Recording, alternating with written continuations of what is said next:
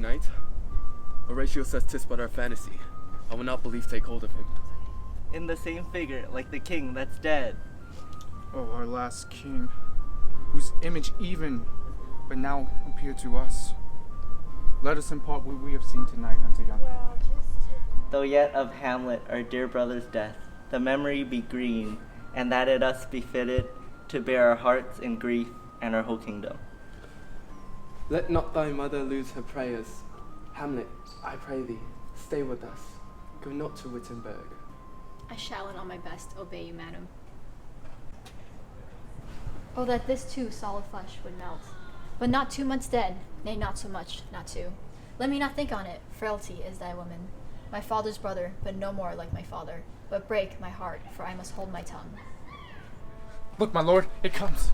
That I'll speak to thee. I'll call thee Hamlet, king, father, royal Dane. Oh, answer me! It will not speak, I will follow it. You shall not go, my lord. Be ruled, you shall not go. My feet cries out, I say away! I will follow thee!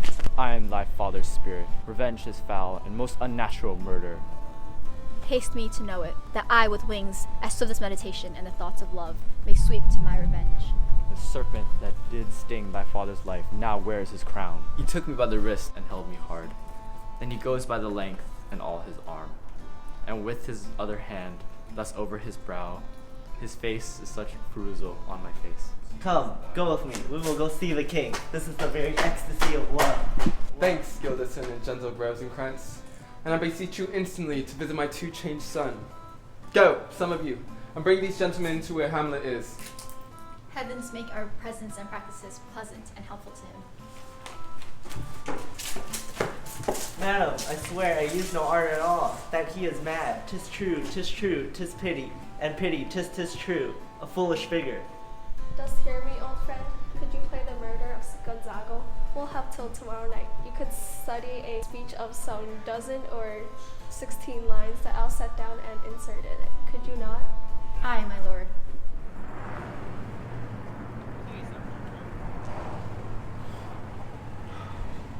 To be or not to be, that is the question. Whether 'tis nobler in the minds to suffer the slings and arrows of outrageous fortune, or to take arms against a sea of troubles, and by opposing, end them. To die, to sleep, no more. And by his sleep I say we end the heartache and the 1,000 natural shocks. What is, my lord? I loved you once, get thee to a nunnery. Go! Farewell, I love you not, get thee to a nunnery! Oh, what a noble mind is overthrown!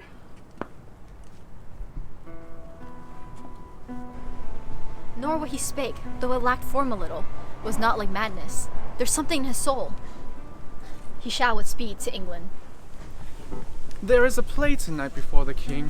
One scene of it comes near the circumstance of which I have told thee of my father's death. I prithee, if thou seest that act afoot, even with the very comment of thy soul, observe my uncle.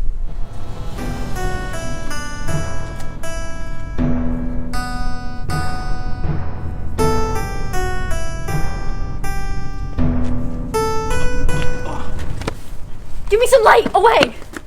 I like him not, nor standeth safe with us to let his madness range. Therefore prepare you, I your commission, will forthright dispatch, and he to England shall along with you. We will haste us.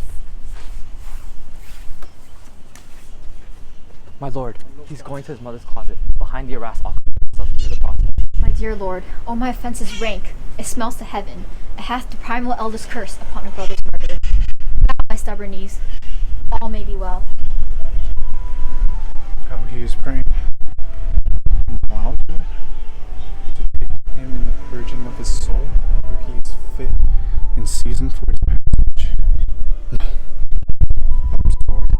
I know thou a horrid gentleman, when he is drunk asleep, or when he is in his rage, or in the incestuous pleasure of his bed.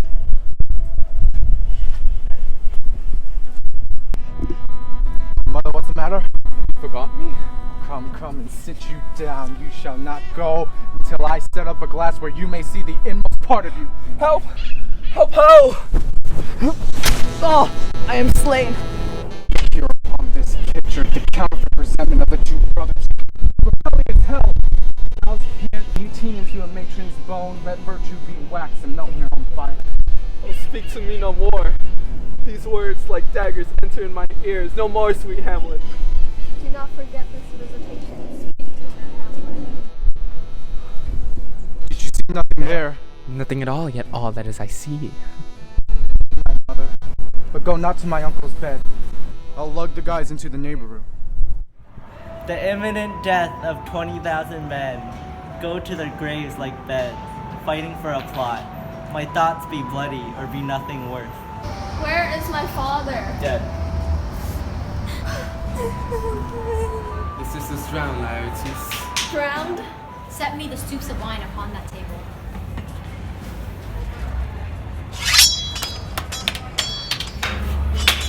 Gertrude, do not drink! I will, my lord. I pray you talk to me. Oh! No! No, never drink. I am poisoned.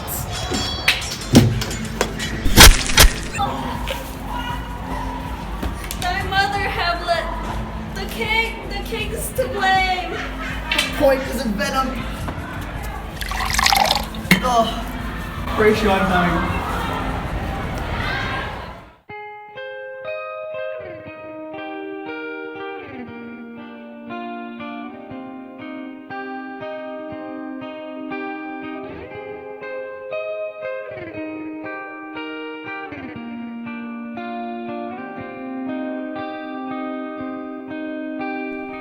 Now, one of the major components of Shakespeare's Hamlet was the use of dramatic irony.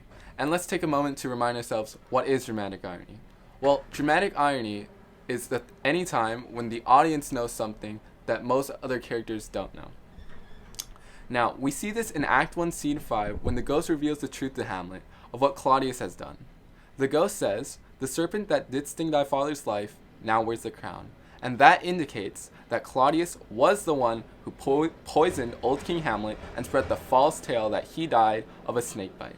Now, this is a key moment, as we now have a reason, and we see a reason for Hamlet's motives. Not only is Hamlet infuriated that only 2 months have passed and that Gertrude and Claudius have married each other, but Claudius goes ahead and steals his mother's heart. Hamlet now seeks vengeance. Hamlet's knowledge of this event sets him up to act differently among other characters. They don't know why he acts so oddly, but the audience is aware of it. Characters such as Polonius are led to believe that his strange behavior is caused by his love and affection for Ophelia. In Act 2, Scene 1, Ophelia describes his encounter with Hamlet when she says, "He took me by the wrist and held me hard. Then he goes to full length of all arms, and with the other's hands thus his brows, he falls to such parcel of life," which Polonius responds to Claudius and Gertrude by saying, "He is mad." Even Claudius and Gertrude don't know why he acts so strangely. During the play in Act 3, Scene 2, Claudius says, "Give me some light, away." Some may believe that he simply dislikes the play, but we know he can't stand watching because he can't rewatch his own sin that he committed upon his own brother. Shakespeare's whole play is centered around the use of dramatic irony, as all of Hamlet's actions are influenced by what he knows, and it affects the actions and perceptions of the other characters around him. Had Hamlet chosen to straight up reveal what he knew about Claudius, the whole play would have been a lot different. Besides dramatic irony, there is another major literary component within Hamlet, and it is known as imagery. Before Hamlet is invited to his mother's chambers, he spots King Claudius, or his uncle, praying, and he says, "Now might I do it, Pat. Now he's praying, and now I'll do it." What this does, it creates an image for the audience of how Hamlet eagerly waits to strike his uncle down with the sword. However, Shakespeare makes his audience pay close attention to how Hamlet responds to his uncle praying. What this does is that it creates the image of Hamlet getting into position of murdering King Claudius swiftly and quietly. In this type of scene, Shakespeare clearly describes the environment and positions the characters are in to create the imagery. Additionally, Shakespeare depicts the image of death through his specific word choices. When Hamlet enters his mother's chambers and spots someone behind the curtains, Polonius, he slays him. Hamlet says, "How now, a rat, dead for a ducat dead." This reveals that when Shakespeare wants to mention that Polonius dies, he makes Hamlet repeat the words related to death. Therefore, Shakespeare provides an image of death into our imagination. and this makes us imagine Polonius being stabbed from the other side of the curtains and falling onto the ground. It is these type of events that occur in Hamlet that Shakespeare grasps our attention, and as a result, his audience imagines what Shakespeare depicts in the scene.